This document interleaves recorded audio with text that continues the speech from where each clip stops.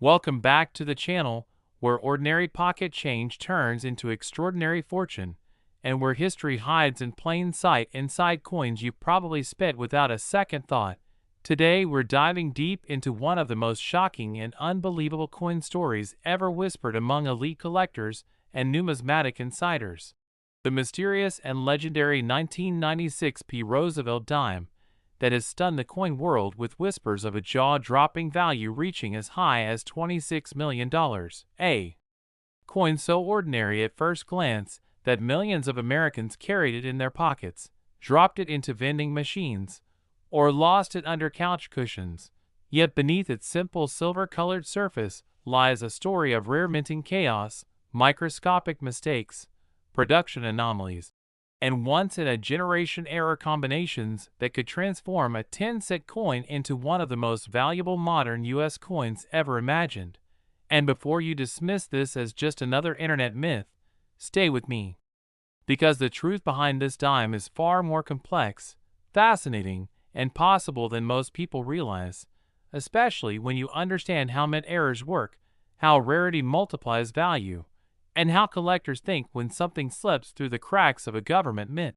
The year 1996 itself already holds special significance because it marked the 50th anniversary of the Roosevelt dime series, which began in 1946 to honor President Franklin D.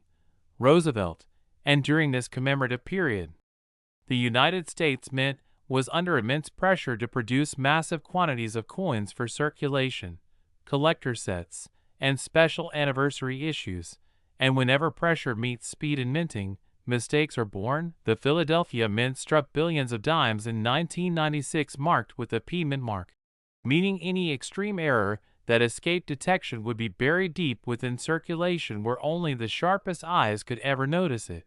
One of the most valuable possibilities associated with the 1996 P dime is an off-metal strike, an error so rare that it immediately raises red flags among professional graders. This happens when a dime is accidentally struck on a planchet mint for another denomination or even a foreign coin, such as a copper cent planchet, a silver planchet, or an experimental alloy blank. And if a 1996 P dime were discovered struck on the wrong metal with full details, perfect centering, and verified authenticity, the value would not be thousands or even hundreds of thousands, but potentially millions, because it represents a documented failure of multiple quality control checkpoints. Another possibility that fuels the $26 million valuation rumor is a double die obverse or reverse, so dramatic that it escaped unnoticed.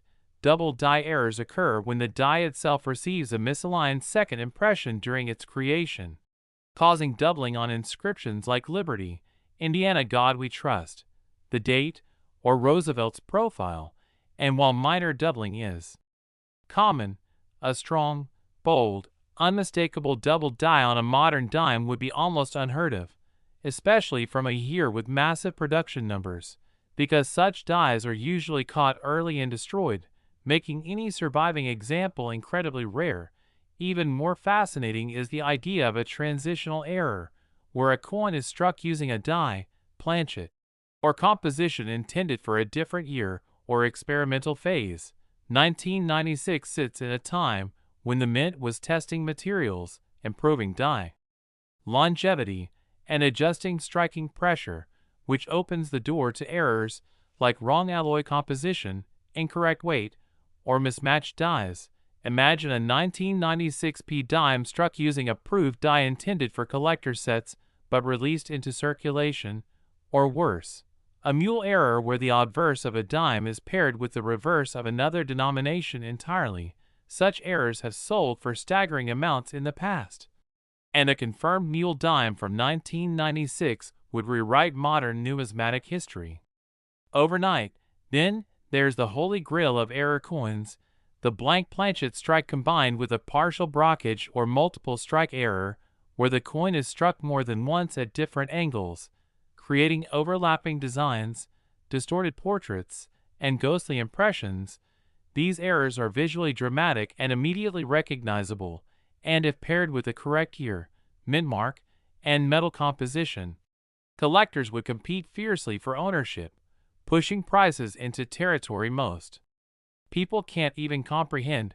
Another overlooked factor is condition rarity, because even common coins can become extraordinarily valuable if preserved in flawless, untouched condition. If a 1996 p dime exists graded at MS70 with an additional error classification, meaning absolutely perfect surfaces combined with a rare mint mistake, it would be one of the finest known examples on Earth.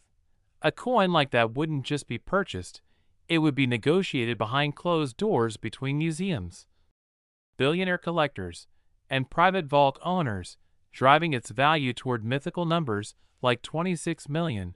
Some experts also speculate about missing clad layers, where part of the copper core or outer nickel layer is absent, creating a lighter coin with exposed copper or silvery distortion. These errors are rare but known, and when combined with other anomalies such as off-center strikes or die rotation, the value multiplies exponentially.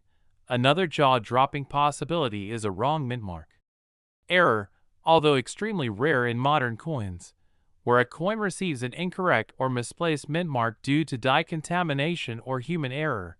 If a 1996 dime struck in Philadelphia carried anomalies suggesting cross-mint die usage, it would trigger intense scrutiny and historical significance. The reason values like $26 million even enter the conversation isn't because a normal 1996 p dime is worth that much, but because numismatics isn't about face value or even metal value. It's about documented impossibility. The rarer and more inexplicable the error, the more collectors are willing to pay to own a piece of minting history that should never have existed, especially in a modern era where technology was supposed to eliminate mistakes. And the psychology of collecting plays a massive role here. Wealthy collectors don't just buy coins, they buy stories. They buy proof that they own something no one else on Earth can replicate, and a one-of-one error from a widely produced year like 1996 becomes exponentially more desirable because it proves that perfection is an illusion even in modern manufacturing.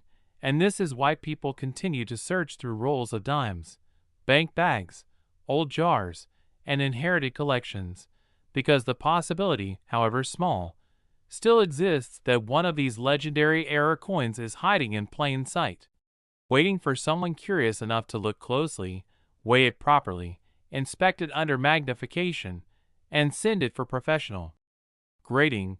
And if you're still watching at this point, it means you understand that coins are more than money.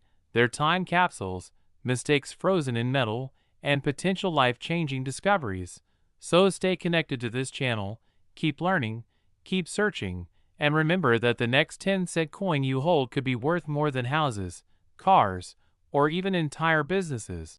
And this story of the 1996 p dime is far from over, because collectors are still hunting, discoveries are still being made, and history is still unfolding one coin at a time.